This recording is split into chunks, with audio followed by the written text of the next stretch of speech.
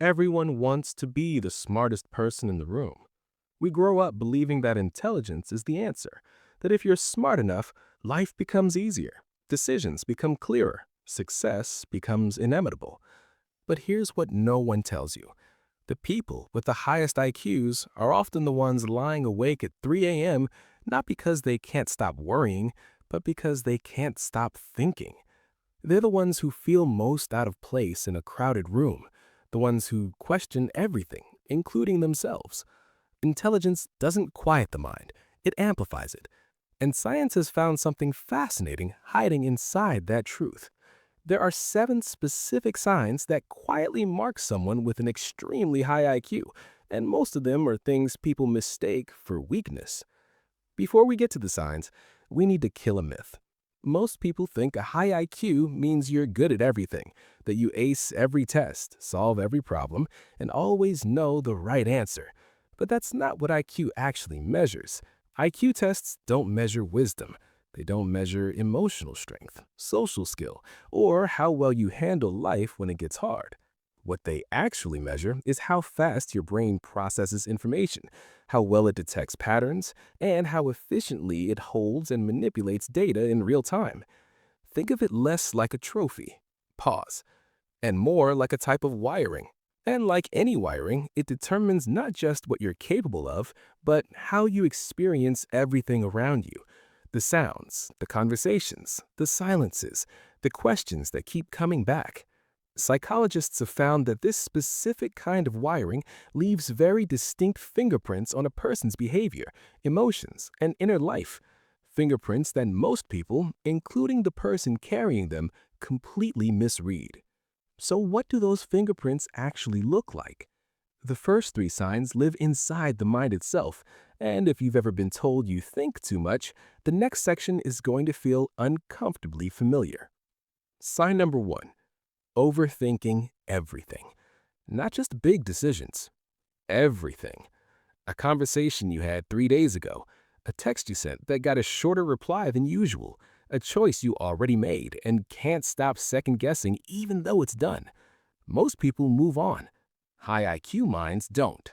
Neuroscientists have found that highly intelligent people show significantly higher activity in the default mode network, the part of the brain that stays active even when you're doing nothing. It's the part that replays, analyzes, and reconstructs. For most people, it hums quietly in the background. For high IQ minds, it never fully stops. And the frustrating part, they know they're overthinking. They just can't stop. Sign number 2: a curiosity that feels almost uncontrollable. It's not just interest, it's obsession. You find one question and it pulls you down a tunnel.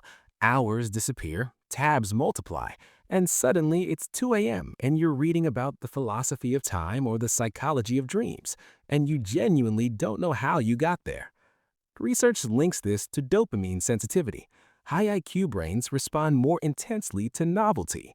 New information doesn't just interest them, it rewards them chemically in a way that's difficult to resist. But here's where it gets interesting. That same hunger for depth, for meaning, for substance, makes ordinary conversation feel almost painful. Sign number 3: chronic boredom and a low tolerance for shallow interaction. Imagine sitting in a room full of people, everyone laughing, everyone comfortable, and feeling completely, utterly unstimulated. Not because you're arrogant, not because you think you're better, but because your mind needs more to work with. It needs depth, it needs friction, it needs something real to sink into. Psychologists describe this as mental understimulation, and for high IQ individuals, it triggers the same kind of discomfort that overstimulation causes in others. It's not a preference, it's neurological need. And when that need goes unmet in classrooms, in workplaces, in social gatherings, it gets misread as coldness, as arrogance, as being difficult, when really it's just the mind looking for somewhere worth landing. But the loneliness that follows, that runs even deeper than most people realize, because signs 4 and 5 reveal something that surprises almost everyone, a paradox hiding at the center of high intelligence that no one talks about. Quieter, intimate. Sign number 4: feeling deeply alone, even around people. Picture this. You're at a gathering, there's noise, laughter, conversation everywhere, and yet somehow you feel more alone in that room than you do sitting by yourself in silence. This isn't shyness, it isn't social anxiety, it's something more specific. A landmark study by researchers Lee and Kanazawa found that highly intelligent individuals consistently reported lower life satisfaction the more frequently they socialized in large groups. Not higher, lower. Because what they're searching for isn't company, it's connection. Real, substantive, intellectually alive connection. The kind where both people leave the conversation thinking differently than when they arrived. And that kind of connection is rare. So they move through social spaces feeling like they're speaking a language no one else around them is using. Sign number 5, an intense sensitivity to injustice and hypocrisy. The same pattern recognition that makes a high IQ mind brilliant at detecting logic also makes it hypersensitive to broken logic in people. Double standards, contradictions, systems that claim one thing and do another. Where others shrug and move on, the high IQ mind gets stuck. Not because they're dramatic, but because the inconsistency registers like a sharp sound in a quiet room. Impossible to unhear. They push back when others stay silent. They ask questions that make people uncomfortable. They get labeled as difficult, intense, too much. But what looks like conflict from the outside is really just a mind looking for somewhere worth landing.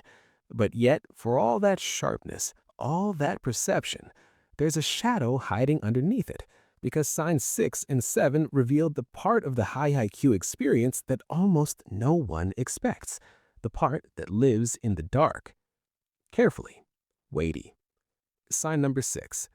Crippling self-doubt despite being genuinely capable. Here's something that will sound impossible at first. The more intelligent a person is, the more likely they'll believe they're not intelligent enough. Not as a performance, not as a false modesty, as a genuine, deeply felt conviction. You've probably heard of the Dunning-Kruger effect, the phenomenon where people with limited knowledge overestimate their own ability. But what most people don't know is that the reverse is equally true. Highly intelligent people consistently underestimate themselves. Because the more you know, the clearer you see everything you don't know. Every gap, every blind spot, every place where your understanding runs out and uncertainty begins. So the person who reads the most feels the least informed. The person who thinks the most carefully feels the least certain. The person who everyone else looks to for answers is privately convinced they're one question away from being exposed. Psychologists call this imposter syndrome, and research shows it runs deepest in the people who deserve it least. Picture the most capable person you know, the one who always seems to have it together. There's a reasonable chance that on the inside, they're quietly terrified that today is the day someone finally figures out they've been faking it all along. Quieter. Reflective. Sign number 7, an existential restlessness that never fully goes away. This one is quieter than the others, but it might be the most defining of all. High IQ individuals are disproportionately drawn to the biggest questions a human being can ask. Why am I here? What does any of this mean? What happens when it ends? Is the life I'm living the one I was supposed to live? These aren't occasional thoughts. They're a constant low frequency running beneath everything, beneath the work, the conversations, the ordinary Tuesday afternoons. Neuroscientists have linked this to the overdevelopment of the prefrontal cortex, the region responsible for abstract thought, self-reflection, and long-range thinking. In high IQ minds, this region is exceptionally active, which means they can't just live inside a moment. They're always also living inside the question of what the moment means. The philosopher Viktor Frankl spent his life studying this impulse, the human need to find meaning beyond survival. He believed the people most tormented by existential questions were often the ones most capable of answering them. Not a burden, in other words, an engine. But there is a cost to carrying that engine everywhere you go, and that cost, the hidden weight of a brilliant mind, is something almost no one sees from the outside. And that's exactly what we need to look at next. There's a version of this story that sounds like a gift, a mind that never stops thinking, a hunger for depth that never fades, a sensitivity so sharp it catches what everyone else misses. But gifts have weight, and for people with extremely high IQs, that weight is something science is only beginning to take seriously. A landmark study by psychologist Nicole Karpinski examined a group of high IQ individuals, people who scored in the top 2% intellectually. What she found quietly shattered the popular image of the brilliant, composed, effortlessly capable mind. This group showed significantly higher rates of anxiety, depression, and mood disorders than the general population. Not slightly higher, significantly. And the reason isn't what most people assume. It's not that their lives are objectively harder, it's that their minds process everything more intensely. It's not that their lives are objectively harder. It's that their minds process everything more intensely. A minor conflict doesn't register as minor. A moment of uncertainty doesn't pass, it expands. A single unanswered question can quietly colonize an entire evening. Think about what it feels like to stub your toe. That sharp, sudden, unavoidable pain. Now, imagine your mind doing that, automatically, involuntarily, to every difficult thought, every unresolved tension, every uncomfortable truth it encounters. That's not weakness. That's the neurological reality of a brain wired to feel everything more deeply than the people around it. And here's the part that makes it lonelier. Society expects the smartest person in the room to be fine, to be composed, to have the answers not just for the problem on the table, but for their own inner life too. So, they learn to look fine. They learn to perform certainty they don't feel. They learn to carry the weight quietly, because admitting it exists feels like a contradiction of everything people believe about them.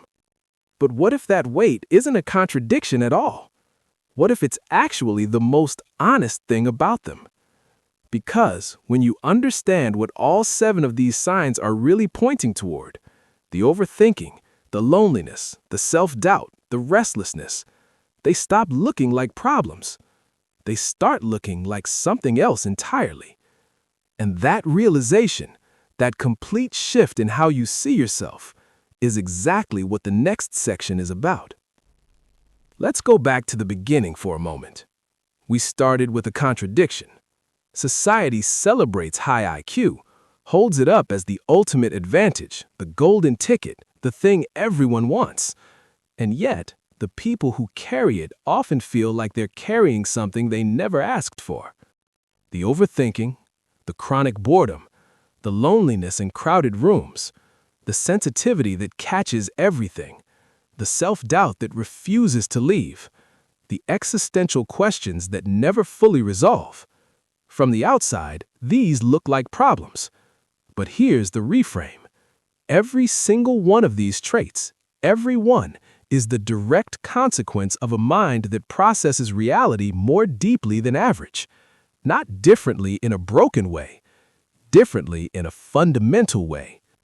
The philosopher Friedrich Nietzsche wrote about the person who sees more, who feels more, who carries more awareness than those around them. He didn't describe that person as damaged. He described them as rare. And rare things are almost always misunderstood before they're appreciated. Think about the people throughout history who changed how we see the world. Darwin, who spent years doubting his own theory before he dared publish it. Tesla, who felt profoundly alien in almost every social situation he ever entered. Virginia Woolf, whose mind moved at a frequency most people around her simply couldn't follow. None of them had it easy. None of them felt entirely at home in the world as it existed.